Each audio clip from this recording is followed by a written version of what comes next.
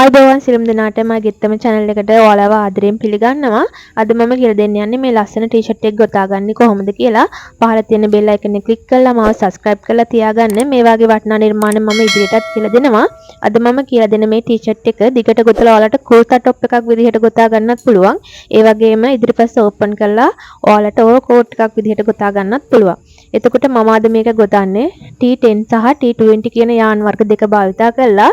එතකොට ගොතන්නේ මම දෙපොට දාලා ගොතන්නේ මිලිමීටර් 3.5 කටුවෙන්. ඔයාලට තනි පොට දාලා මිලිමීටර් 1.5 මිලිමීටර් 2 වගේ කටුවකින් ගොතා ගන්න පුළුවන්. එතකොට ඔයාලා වැඩි චේන් ප්‍රමාණයක් ගොතන්න ඕනේ. අපි දැන් බලමු මේක ගොතන්නේ කොහොමද කියලා. ඔයාලට පේනවා ඇති මම මේ එක කොටසක් ගොතාගෙන තියෙනවා. මේ වගේ කොටස් දෙකක් ඕනේ අපිට මේ টොප් එක ගොතන්න. මේක ටී-ෂර්ට් එකක් විදිහට භාවිතා කරන්නත් පුළුවන්.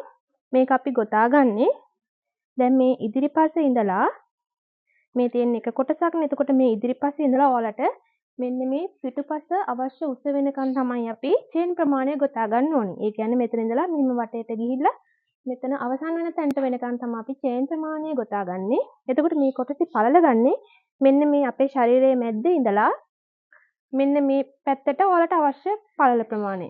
මේ විදිහට ඔයාලට අවශ්‍ය පළල ප්‍රමාණයක් වෙනකන් තමයි අපි පේලි ගාන ගොතාගන්නේ. ඒ විදිහේ කොටස් දෙකක් ඕනේ. දැන් අපි බලමු රටාව කොහොමද කියලා. මගේ টොප් එක ගොතන්න මං චේන් 200ක් ගොතලා තියෙනවා. 200ක් ගොතලා තව වැඩිපුර චේන් 3ක් ගොතලා තියෙනවා. ඩබල් ක්‍රොෂේ එකක් හදාගන්න පුළුවන් විදියට. දැන් මම ඔයාලට පෙන්වන්න ඕන හින්දා මෙතන චේන් 10ක් ගොතලා වැඩිපුර චේන් 3ක් ගොතනවා. ඔයාලා මම කියලා දුන්න විදිහට ඔයාලට අවශ්‍ය දිග ප්‍රමාණය හදාගන්න. මම හරියටම 203ක් ඔක්කොම චේන් ගොතලා තියෙනවා මගේ টොප් එකේ. දැන් මම මෙතන චේන් 10ක් ගොතලා පෙන්වන්නම් රටාව. 6යි 7යි 8යි 9යි 10යි. චේන් 10ක් ගොතලා මෙන්න මේ පළවෙනි චේන් 3 ස්කිප් කරලා හතරවෙනි එකට ඩබල් ක්‍රොෂේ එකයි චේන් එකයි ඩබල් ක්‍රොෂේ එකයි ඊළඟට එකක් ස්කිප් කරලා ඊළඟ එකට ඩබල් ක්‍රොෂේ එකයි චේන් එකයි ඩබල් ක්‍රොෂේ එකයි ඊළඟට එකක් ස්කිප් කරලා ඊළඟ එකට ඩබල් ක්‍රොෂේ එකයි චේන් එකයි ඩබල් ක්‍රොෂේ එකයි. දැන් ඔයාලා මේ විදිහට ඔයාලට අවශ්‍ය චේන් ප්‍රමාණය ගොතාන යනවනේ. දැන් මම 200කටම ගෙතුවා. එතකොට අවසානයේකට අපි මේ රටාව ගොතන්නේ නැහැ. එක ඩබල් ක්‍රොෂේ එකක් ගොතන්න ඕනේ. මොකද දැන් අපි අනිත් පැත්තට නැවත ගොතාගෙන යන්න ඕනේ නිසා. මේ විදිහට එක ඩබල් ක්‍රොෂේ එකක් ගොතලා චේන් 3ක් ගොතලා අනිත් පැත්ත හරවනවා.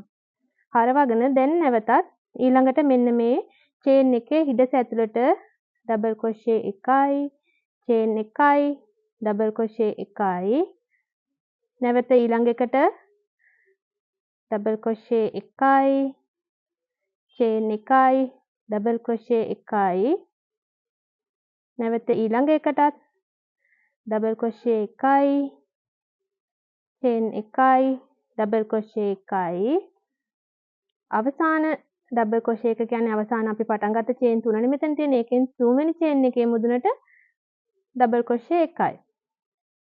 දැන් නැවතත් චේන් 3ක් ගොතනවා. අනිත් පැත්ත හරව ගන්නවා. හරවගෙන නැවතත් අර රටාවම තමයි. මේ විදිහට තමයි අපි අපිට টොප් එකේ අවශ්‍ය පළල හදාගන්නේ. දිග වැඩි කරගන්නේ පළවෙනිටම ගොතන චේන් වල දිග ප්‍රමාණය වැඩි කරලා. ඔයාලට සාමාන්‍යයෙන් චේන් 150 200ක් විතර සාමාන්‍ය ටී-ෂර්ට් එකකට টොප් එකකට බොහෝ දුරට ඇති. මේ විදිහට ඔයාලා ගොතා ගන්න. මේ රටාව තමයි ගොතන්නේ. එකම රටාවක් හරිම ලේසි. මේ විදිහට. දැන් නැවතත් චේන් 3ක් ගෙතුවා අනිත් පැත්ත හැරෙව ඔයාලට පේනවා ඇති. මෙන්න මේ රටාව තමයි මම ගොතලා තියෙන්නේ. ඒ කියන්නේ දැන් පළල වැඩි කරගන්න මේ පැත්තට වැඩි කරගන්න දිග වැඩි කරගන්න පළවෙනි චේන් ගොතන ඒ චේන් ප්‍රමාණය වැඩි කරගන්න. ඔයාලට අවශ්‍ය ප්‍රමාණයට චේන් ගොතලා දිග වැඩි කරගන්න පළල වැඩි කරගන්න මේ පේලි ගාන තමයි වැඩි කරගන්න ඕනේ. මේ තියෙන්නේ මම මේ රටාවට ගොතාගත්ත මේ පළල වැඩි කරලා තියෙනවා දිග මේ පැත්තට වැඩි කරලා තියෙනවා පළවෙනි චේන් ප්‍රමාණය. මේ විදිහට තමයි මම එක කොටසක් ගොතලා තියෙන්නේ. මම මේ පොඩිවට ගොතලා පෙන්නේ ඔයාලට රටාව කියලා දෙන්න ඕන හින්දා. එතකොට මේ වගේ කොටස් දෙකක් ඕනේ අපිට টොප් එකට. දැන් මම කොටස් දෙකක් ගොතලා තියෙනවා. මේ ගොතලා තියෙන්නේ මේ කොටස් දෙක. දැන් අපි මේ කොටස් දෙක සම්බන්ධ කරගන්න ඕනි. සම්බන්ධ කරගන්න විදිහ අපි බලමු. දැන් මම මේ ගොතාගත්ත කොටස් දෙක අරගෙන මේ විදිහට මගේ ශරීරයට මේ විදිහට මම දාගෙන මට අවශ්‍ය කර හදාගන්න යන්නේ. දැන් අපි ඊළඟ කොටසත් ගමු. මම මේ විදිහට පාට මික්ස් කරලා තමයි කොටස් දෙක හදාගෙන තියෙන්නේ.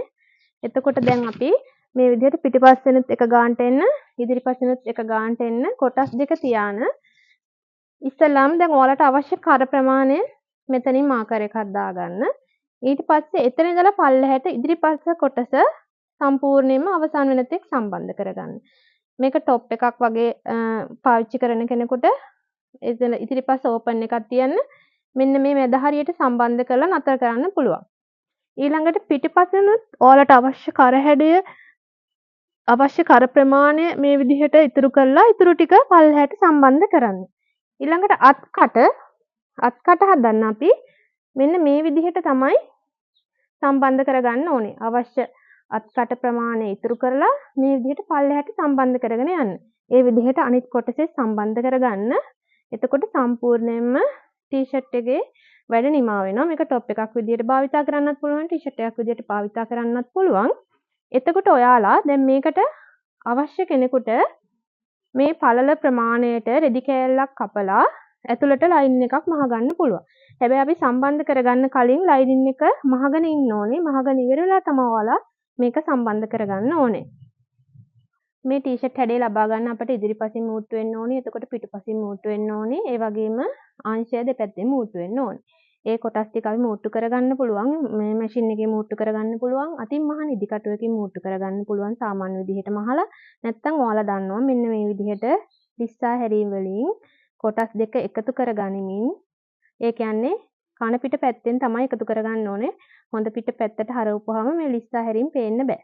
ලිස්සා හැරීම් කරන්නේ මේ පැත්තෙන් දාලා මේ පැත්තෙන් දාලා මේ විදිහට ඇදලා ගන්නවා. මම ගොඩක් නිර්මාණවල ලිස්සා හැරීම් කියලා දීලා තියෙනවා. ඒකින්ද මම ගොඩ දුරට මේක පැහැදිලි කරන්න යන්නේ නැහැ. මොකද දැන් ලිස්සා හැරීමක් කියන එක ඔයාලා හොඳට දන්නවා. දැන් මේ විදිහට දෙපැත්ත එකතු කර ගැනීමෙන් මහ ගන්න ඕන ලිස්සා හැරීම් වලින්. මේ ඉදි කටුවක් හෝ මැෂින් එකක් නැති කෙනෙකුට টොප් එක සම්බන්ධ කරගන්න පුළුවන් විදිය තමයි මම මේ කියලා දුන්නේ. දැන් මම මේක මැෂින් එකේ මහ ගන්නවා. අපි බලමු කොහොමද මහගන්නේ කියලා. ඒ වගේම ලයිනින් අවශ්‍ය කෙනෙක් ඉන්නවා නම් ඒ විදිහට සම්බන්ධ කරගන්න කලින් මැෂින් එකේ හෝ අතින් ලයිනින් ටික අල්ලාගෙන ඉන්න. මේ තියෙන සියලුම කොටස් මැෂින් එකේ මූට්ටු කරගත්තට පස්සේ දැන් මම යට වාටයේ පයිපින් එකකින් මහ ගන්නවා. දැන් මම සම්පූර්ණයෙන්ම ටී-ෂර්ට් එකේ වැඩේ නිමා කරලා ඉවරයි. ඉතින් මේ වගේ වටිනා නිර්මාණ ඉදිරියටත් කියලා දෙනවා. මාත් එක්ක දිගටම රැඳිලා ඉන්න මේ ඔයාලගේ ආදරණීය ගෙත්තම